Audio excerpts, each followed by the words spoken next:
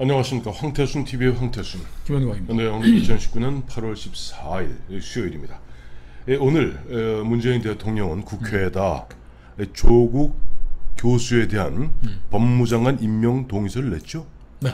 보니까 뭐 재산 당초 알려준 것보다 좀 더 늘었더라고요. 54억이 아니라 56억이더라고요. 참 돈도 많아. 그런데 왜 문재인 대통령은 왜 이렇게 조국 수석에게 매달릴까? 조국 교수에게 매달릴까 하는 생각을 지울 수가 없고, 글쎄 마침 보니까 또 오늘 그 데일리언이 의뢰해서 RN서치라고 있습니다. RN서치에서 여론조사 결과가 나왔어요. 이게 문재인 대통령 지지율이 전국적으로는 지난주에 비해서 2.1%포인트 상승했습니다. 오히려. 예, 그래서 48.8인가 되는데, 문제는 부산, 울산, 경남 PK 지역이, 그러니까 그거 말씀하시기 전에 예, 그 조국에 뭐 네. 집착하는 이유가 네. 뭐 사법개혁이다, 뭐 언론에서는 뭐 청와대에서 이제 풀어 매기는 대로 이제 받아서 자꾸 이제 글을 네. 쓰고 하는데, 네. 그 어제 우리가 한번 문재인 대통령 머릿속에는 딱 하나밖에 안 남아 있다. 지금 임기 전반기를 맞춰가면서 임기 후반과 퇴임 후. 퇴임 후에 네. 그 노무현과 박근혜의 비극을 막기 위해서 네. PK에 몰빵할 거다. 네. PK의 근거지를 확보하는 것만이 이 저 탄핵이라든지 저 구속이라든지 뭐 비극적 사태를 막을 수 있다 생각하기 때문에 네.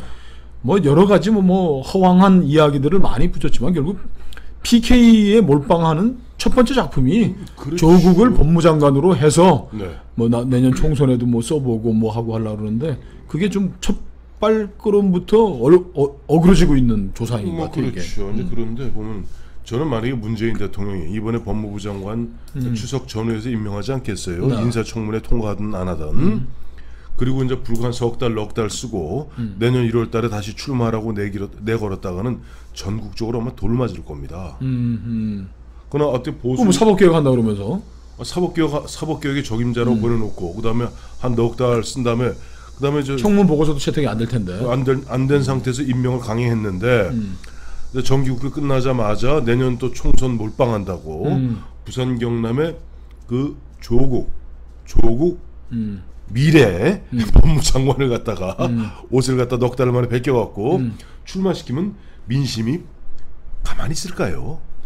이 사람들은 뭐 그런 것도 안중에 없는 거죠. 이제 네. 뭐 막 가는 판이니까. 예, 근데 다시 말씀드리면, 근데 그러나 어쨌든 지난주에 보면 조국 교수에 대한 법무장관 내정을 했는데 의외로 부산, 울산, 경남이 지난주에가 지지율은 전체 지지율은 긍정적 평가는 35.4%입니다. 문재인 대통령에 대한.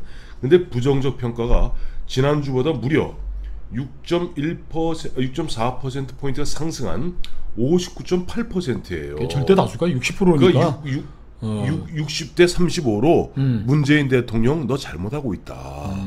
그리고 잘못하고 있다는 비중이 더 늘어나고 있습니다. 오히려 전국적으로는 잘한다는 평가가 조금 많은데 늘었는데도 불구하고 더 놀라운 사실을 알려드리면은 흔히 문재인 대통령에 대해서 가장 비판적이라는 대구 경북이 있지 않습니까? 네. 여기에서도 부정적 평가는 58.1밖에 안 됩니다. 네. 그런데 부산, 울산, 경남에서는 60%예요. 이야, 진짜. 자기 고향에서 인정을 못 받는 거예요. 이게 두 가지 요인이 있을 것 같아요. 첫째, 네. 부산, 울산, 경남이 중화학 벨트란 말이에요. 그렇죠. 그 경제가 지금 뭐 무너지고 있으니까 네. 그가 있는 거예요. 두 번째로는 네. 그 인사에 있어서 특정 지역에 또 몰아줬단 말이에요. 그죠? 지난 2년 동안 거기에서 이제 긍정 평가가 뭐 지금 84.9%가 나오요. 호남에서. 아니, 말을 그렇게 그냥 딱 따로지게 얘기하세요. 네. 호남에서는 긍정 평가 84.9, 부정 13.5가 85%가 문재인 대통령이 잘한다는 것이 호남 정서입니다. 그러니까 PK 정권이라고 그러지만 뭐 PK 경제는 무너지고 있고, 네. 가장 큰 문재인 경제 정책이 가장 큰 피해를 보고 있고, 네. 경제를 돌보질 않으니까. 네.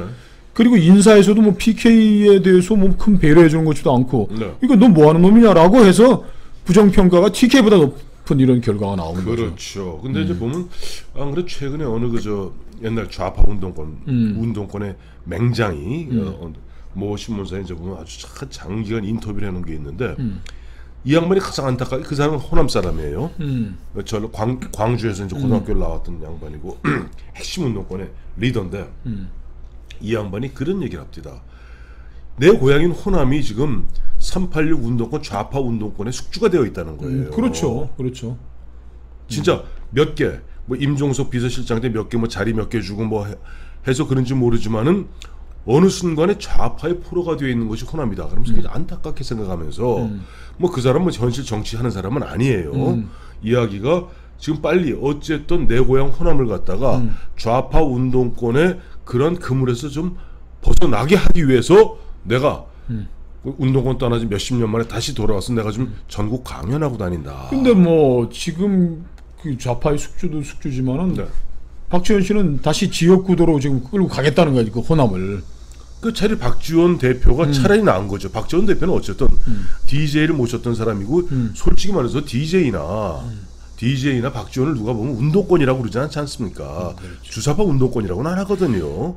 지금 저 PK의 뭐 근거지를 마련하겠다는 저 문재인의 구상은 이제 여기서부터 조국 임명부터 이제 빠그라지는 거고. 빠그라지는 거죠. 리얼미터에서도 또 조사를 했더라고요. 조국 뭐 지명 잘했냐고 했더니 그거는 네. 대통령 국정수행 평가하고 똑같더라고. 대차가 없어요. 예, 예. 그러니까 뭐 전국적으로는 뭐 49가 뭐 잘했다, 뭐 네. 못했다는 뭐 45 정도가 나오는 것 같고. 네. 호남에서는 뭐 잘했다가 뭐 90% 넘게 나오는 일, 뭐 똑같은, 그러니까 뭐 이렇게 물으나 저렇게 물으나 똑같은 걸 물은 거예요. 네. 이 정권 잘하느냐 묻는 건데 지금 사실 저 PK 지역에 그 민주당 저 몰아내기 위해서 네. 지금 사람들이 촉촉 몰려들고 있는데 네. 이현주 의원과 조국을 대입해 가지고서 저 자유한국당에서 조사를 해봤더니 네. 이현주가 훨씬 앞서다라는 거 아닙니까? 그렇죠. 보면 아마 그 이연주하고 이연주가 지금은 보면 이쪽 뭐 광명이던가요? 뭐 거기 네. 국회의원입니다만은 원래 부산에서 학교를 나왔던 부산에서 고등학교까지 나온 부산 여성이죠. 부산 여성 정치인이고 또 보면 요즘 보면은 그 어느 누구보다도 보수적 가치를 갖다가 가장 잘 옹유하고 있는 그런 정치인 아닙니까? 참고로 이현주 의원이 처음 빠지던 건 민주당이에요. 그렇죠. 그렇죠. 2012년에 한 명씩 대표 때 어쨌든 이현주 의원이 보면 지금 짐작컨대 거의 지금 김무성 전 대표가 있는 부산 중영덕으로 갈 것이라는 말은 이미 작년부터 파다했습니다. 그렇죠. 뭐 김무성 씨가 뭐 자기는 출마 안 한다고 했으니까. 그래서 이현주하고 조국을 갖다가 한번 붙여봤던 모양이죠. 근데 그건 이현주가 압도적으로 앞선답니다. 그러면 조국이든 근데 사실 사람들을 뭐 네. 인적 쇄신 뭐 이런 걸 앞세워 가지고서 PK에 또 내세울 만한 사람이 또 없어. 이 정부에는 조국 외엔 또 뭐 없잖아요. 뭐 누가 있나? 근데 제가 거듭 말씀드리지만 아무리 보면은 이른바 뭐 회전문 인사를 하고 아랫돌 빼서 윗돌을 갠다 하지만은 법무부 장관 시켜서 그 어렵사리 보면은 그 우격 다짐으로 법무부 장관 시켜놓고 그래 불과 넉 달 다섯 달 만에 자 이제 보면 저 공수처법 뭐 통과될지 통과 안 될지 모르겠습니다만은 사법개혁 완성됐으니까 이제 조국이가 이제 드디어는 부산에서 바람을 일으켜야 됩니다라고 장관 옷 벗으면은 모르겠어요. 부산에서도 아마 역풍 불 것이고 전국적으로는 어마어마한 역풍이 불 겁니다. 왜? 지금 황교안 자유민주당 대표가 얘기했잖아요. 최소한 1991년 있었던 산호맹 사건, 1993년에 보면 그 당시 울산대 교수하면서 구속 수감되면서 대한민국을 갖다 무장 폭동을 통해서 대한민국을 전복하고 심지어는 자기들이 체포되었을 때 비밀을 갖다가 유지하기 위해서 자살 독살 독약 캡슐이라고 그러나요? 독약 캡슐까지 준비했던 산호맹, 그리고 산호맹의 이념적 그런 바탕을 제공했던 뭐 사회과학원을 갖다 주도했던 조국이 이제 와서 다른 것도 아니고 법무부 장관으로서 대한민국을 지키겠다? 이건 안 된다. 근데 조국은 그 산호맹 사건을 1991년의 산호맹 사건을 저 민주주의를 위한 뜨거운 뭐 젊은이의 가슴이었다. 뭐 이런 식으로 이제 호도하면서 전두환 정권에 독재에 맞서 싸웠다는데 이건 여보세요. 그때 전두환 정권 아닙니다. 어, 아니 조국 씨가 보면 이른바 그 산호맹 사건이 본격적으로 보면 안기부에서 수사하기 시작한 건 노태우 때고 그 다음에 제가 기억을 하기로는 93년에 구속되었을 때는 김영삼 정권입니다. 아이 그렇구나. 하여간 자유와 뭐 인권을 위한 투쟁이었다는 걸 이제 호도 뭐 사탕 발림처럼 이렇게 해가지고 넘어가려는데 산호맹 사건이 났었던 1991년이 어떤 시기였느냐 우리 애청자님들 다 잊어버렸을 거예요. 그때 강철 소진으로 유명한 김영환과 그 친구도 서울대 법대죠. 서울대 법대 김영환과 서울대 정치학과 조유식이라는 친구가 1991년에 북한 공작 잠수함. 공작 잠수정. 잠수함. 잠수- 잠수함도 서해안에서 헷갈리니까 잠수함. 잠수함을 타고서 평양에 가서 김일성을 만난 거예요. 돈도 받고. 돈도 받고. 김일성이 왜 불렀어요 그 친구들을? 당연하죠. 생각을 해보세요. 1989년에 베를린 장벽이 무너집니다. 그렇죠. 그리고 1990년에 독일이 통일됩니다. 1990년 되면 소련이 어여보여 현실 사회주의가 다 붕괴하는 거죠. 소련 동구가. 91년에 바로 구소련이 이 지구상에 사라지고 러시아 등 15개 조각으로 쪼개지고 사회주의가 완벽한 패배한 순간이에요. 패배했는데 남쪽에서는 희한하게 이 조국이니 뭐 김영환이니 조유식 이런 친구들이 네. 스스로 주체 사상을 배워가지고 단파 라디오 밤새도록 키고 들으면서 해가지고 조유식이 후배인가요? 예. 아니, 그래가지고 이런 거 추임새 넣어줘야죠. 이 주체 사상의 신봉자가 돼서 김일성을 위대한 수령으로 모시겠다고 지들끼리 방에 모여서 선서하고 북한 공작 지도부에 어떻게 줄을 대볼까 하고 했는데 조유식이가 북한에서 야, 저 잠수함 보내줄 테니까 타고 오라고 김일성이 만나가지고 김일성이가 농부들 남조선 민족 해방을 위해서 헌신하라 막 했는데 그때 산호맹이 그런 거예요. 그러니까 이 친구들은 불과 20여 년 전에 있었던 일을 무슨 독재도 아니네. 뜨거운 가슴, 뜨거운 심장. 이런 아니 지금 엊그제 벌어진 일인데 뭐 부끄럽지도 않지만 뭐 자랑스럽지도 않고 아니 체제 전복을 하고 있어 그 공산 아니 얘기는 산해명 사건에 관련해서 부족했지만 부끄럽진 않다. 부족했다는 게 뭐냐? 말 잘 들으세요. 이거 만약에 좀 조국식으로 해석하면요, 자기가 힘이 부족해서 대한민국을 전복하지 못했지만은 그러나 부끄럽지 않다. 그 얘기로 잘못 해석할 수 있어요. 그 뜻은 옳았다.